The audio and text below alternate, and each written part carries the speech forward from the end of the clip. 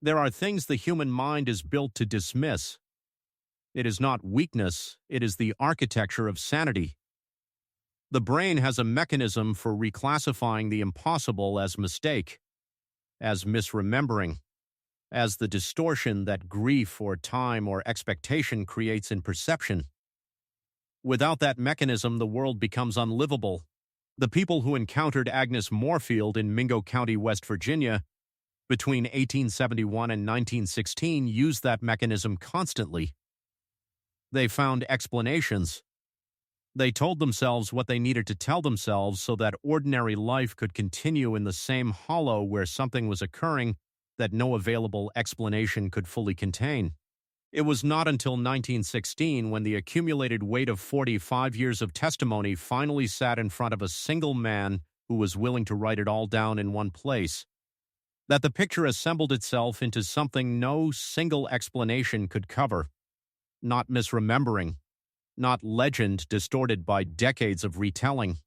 11 people from different generations describing the same woman in the same terms, and the oldest of those 11 was a man in his mid-70s who had known Agnes Moorefield since he was a child, and who sat down with an investigator in April of 1916 and said, "I was born in 1841.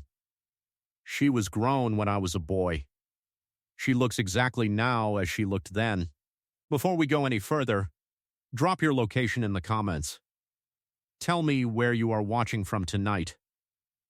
Because by the time this case is finished, you will understand why the community of Rockhouse Creek, Mingo County, West Virginia, still does not speak openly about what its grandparents saw. Mingo County in the years following the Civil War was a place reduced to its oldest forms. The war had moved through the region in ways irregular and brutal, and the communities that remained were smaller, more cautious, and more deeply invested in the oral traditions and folk knowledge that had governed mountain life before any government reliably reached them. People were born, lived, and died in the same hollows their grandparents had cleared. They knew each other across generations with an intimacy that made anomaly very difficult to hide, and very difficult to admit, because admitting it required admitting that something was wrong with what you thought you understood about the world. Agnes Moorefield was known in that hollow for 45 years before anyone found the courage or the outside perspective to write down what the knowledge amounted to. She first appears in the documentary record in an 1871 census entry for Mingo County, female, age 34, widow, residing alone at Rockhouse Creek. She was described that same year in a letter written by a circuit minister named Aaron Spry, who traveled his seasonal route through the community, as a woman of perhaps middle age, dark-haired and still-faced, with an unusual quality that made it difficult to estimate her years with confidence. He noted she had been in the community for some time before his arrival, and that the community regarded her with appreciation for her skills in plant medicine, and with an unease that Spry attributed to the general wariness mountain communities directed at women who lived alone and did not explain themselves. The next sustained record comes from a diary kept between 1887 and 1891 by a schoolteacher named Della Pruitt, who had come to Rockhouse Creek from Ohio to run the one-room school a church missionary society had established there. Della Pruitt was an outsider. She did not have the community's ingrained habit of not seeing. In her diary entry for October 4th, 1887, she writes about meeting Agnes Moorefield for the first time and describes her as a woman she would estimate at approximately 35 years of age, with black hair entirely unmarked by gray and a complexion showing none of the weathering she would expect in a woman who had worked outdoors in mountain conditions over what was evidently a considerable span of years. In her entry for March 12, 1891, 3.5 years later, Pruitt writes that she has spent the winter thinking about Agnes. She had spoken carefully to 3 older women in the community about her. All 3 confirmed, when pressed past their initial deflections, that Agnes looked exactly as she had always looked. One of them, a woman in her 60s named Rena Calhoun, who had never left Rockhouse Creek, told Pruitt that she remembered Agnes from her own childhood. That Agnes had been a grown woman when Rena was a girl, that Raina had watched this for 60 years and had decided that asking about it was something she was no longer willing to do. Pruitt writes in her diary, "I asked Raina how such a thing was possible, and Raina looked at me with the patience of a person who has been carrying an unanswerable question for a very long time and has decided to carry it quietly, and said only that she did not know and that she had stopped needing to know." The community did not discuss Agnes openly. That is the detail threading through all the documentation. Not that people were ignorant of what they observed, but that they had made a collective decision, without any meeting, without any formal agreement, simply through the accumulated weight of shared proximity, to contain the knowledge within a private register. Agnes was Agnes. She had always been there. She was useful. You went to her when your children had fever, when the croup would not break with anything else. She gave her knowledge freely, and it worked. And you did not ask certain questions because asking them felt like the kind of thing that would make the arrangement no longer possible, and the arrangement was too useful to endanger. Then in the spring of 1903, something changed. A child named Hester Dotson, 9 years old, sharp-eyed, a farming family's daughter from a mile up the creek, came home from an errand and told her mother that Agnes had invited her inside the house and shown her something. Hester's account of what she had been shown was incomplete and frightened. She said there were things in Agnes's house that looked like they were sleeping but were not sleeping. She said the house smelled like the earth smells after rain, but deeper than surface rain, like the smell comes from very far below. She said Agnes told her she was being chosen, that the choosing was important, that it happened rarely and meant something specific. She said Agnes asked her to come back in the evening, alone, and to tell no one. Hester told her mother told her father.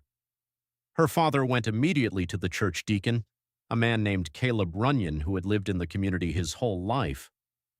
Runyon went to Agnes's house the next day and found her working in her garden as if nothing had happened. She denied nothing. She confirmed the conversation with Hester with a calmness that the deacon, in a letter to the regional church elder written that evening, described as more unsettling than a denial would have been. She said she had found the child interesting and thought she might be suitable for learning. She did not explain what the learning was. She did not appear to feel that an explanation was owed. Runyon's letter reached a regional elder named Caleb Hatfield in Williamson. Hatfield filed it. He had other matters. Mountain communities generated a steady stream of correspondence about irregular practices, and he had learned to prioritize carefully. The Agnes Moorefield letter sat in his files for 13 years. In the spring of 1916, Hatfield was nearing retirement and making a final circuit of communities under his supervision. He arrived in Rockhouse Creek in April of that year and on a Tuesday afternoon saw a woman on the road he did not recognize. He asked a man nearby who she was. The man told him her name. Hatfield noted her in his field journal that evening as a woman of approximately 30 to 35 years of age, dark-haired, moving with ease. He did not immediately connect the name to the 13-year-old file. He made the connection the following morning. He found his own file from 1903 and compared his field note to Runyon's letter, which had described Agnes in nearly identical terms. He found Aaron Spry's 1871 letter and compared that too. He sat with those 3 documents for a long time. Then he started interviewing people. He spent 4 days in Rockhouse Creek. He interviewed 11 people ranging from their 20s to their late 70s. The oldest was a man named Dills Varney, who had been born in 1841 and who had grown up being told about Agnes by his own grandmother. His grandmother had spoken of Agnes as a grown woman when the grandmother herself was a girl, which pushed the earliest reference somewhere into the early decades of the 19th century, possibly before. Varney had watched Agnes his entire life, and no year had produced in her any visible sign of change.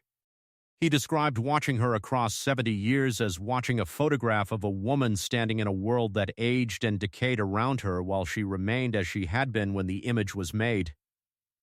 He did not seem frightened when he said this. He seemed like a man who had made peace over a very long time with something he had no framework for and had stopped needing a framework for.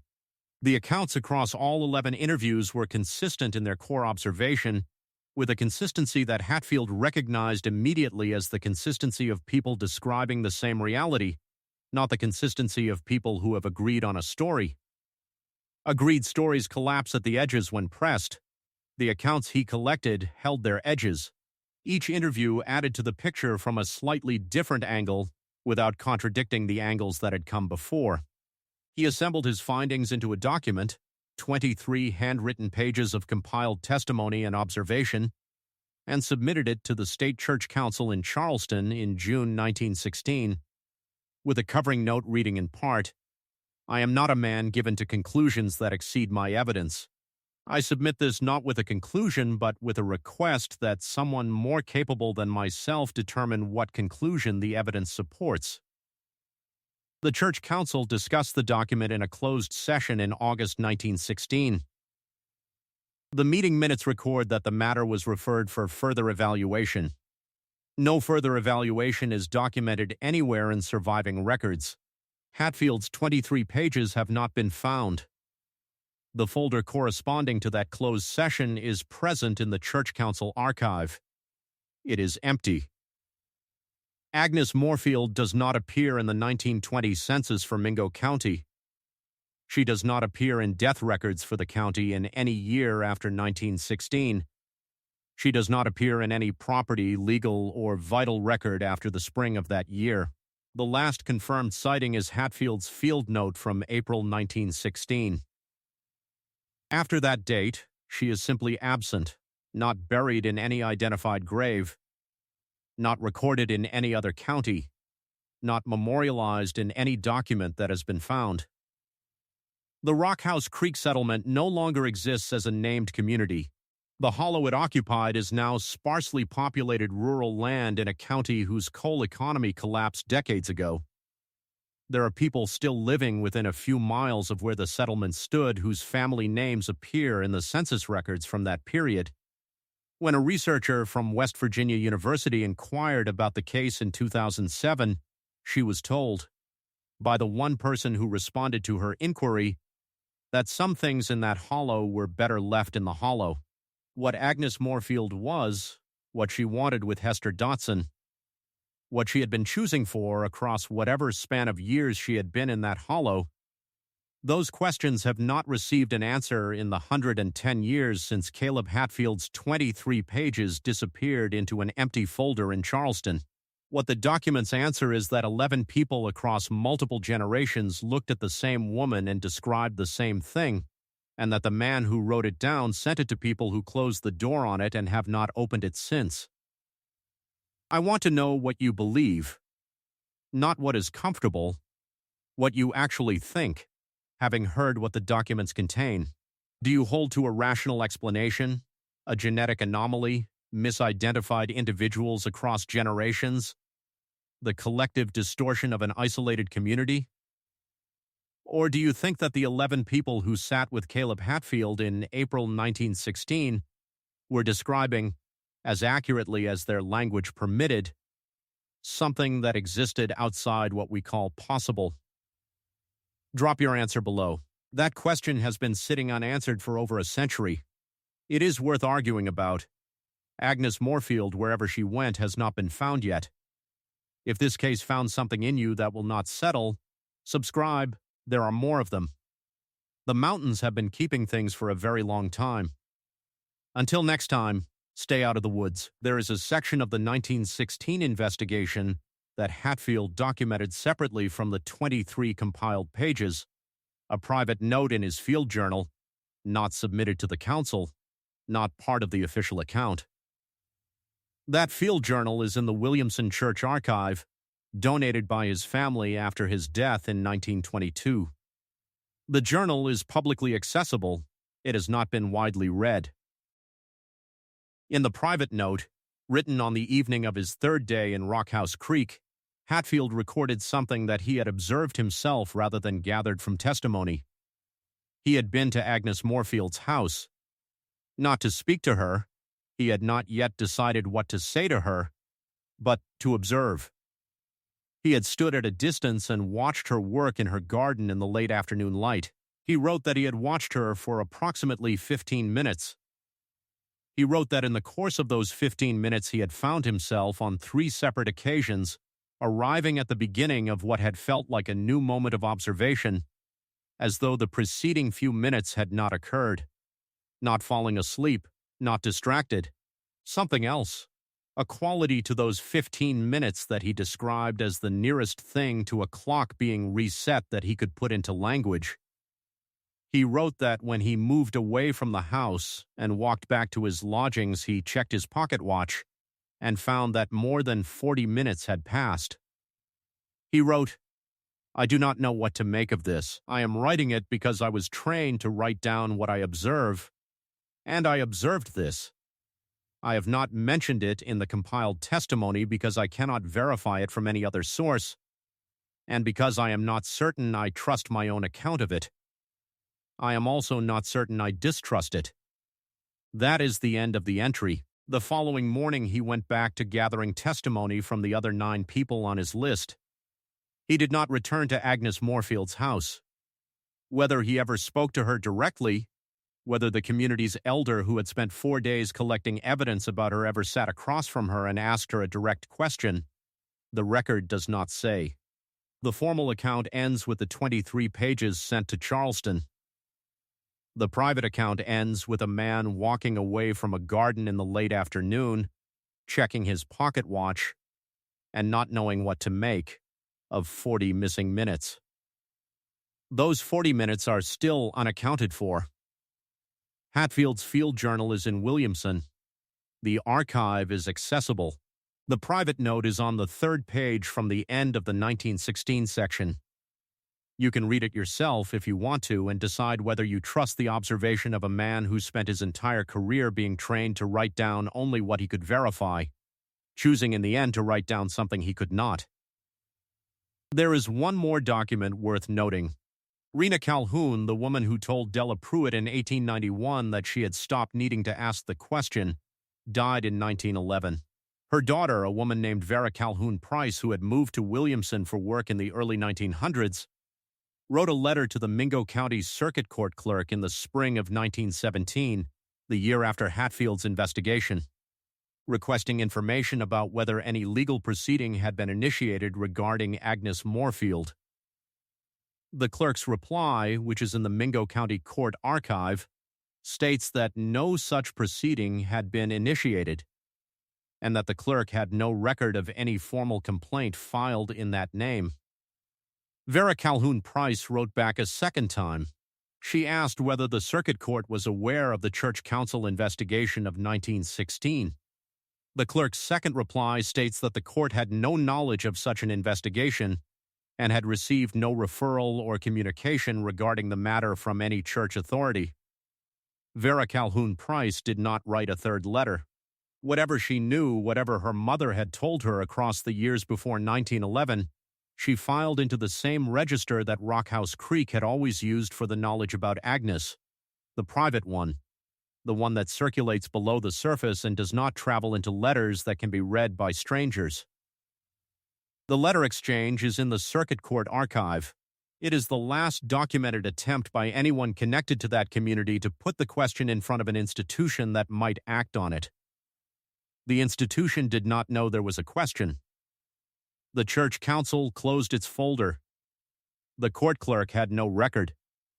And Agnes Moorefield, in the spring of 1917, was simply gone, as if the 45 years of careful documentation, the 40 minutes in Hatfield's pocket watch, the 3 generations of private knowledge held in that hollow, had all resolved into the same answer that Rena Calhoun arrived at 60 years before, that asking the question, in the end, was something the community had decided not to do. And then the community itself, over the following decades, dispersed, and the knowledge went with the people who held it, and what they knew is no longer available to anyone who was not there. That is how some histories end. Not with a sealed archive, not with a burned record, with a generation dying and a hollow emptying, and the thing they knew passing out of the world, because no one asked in time.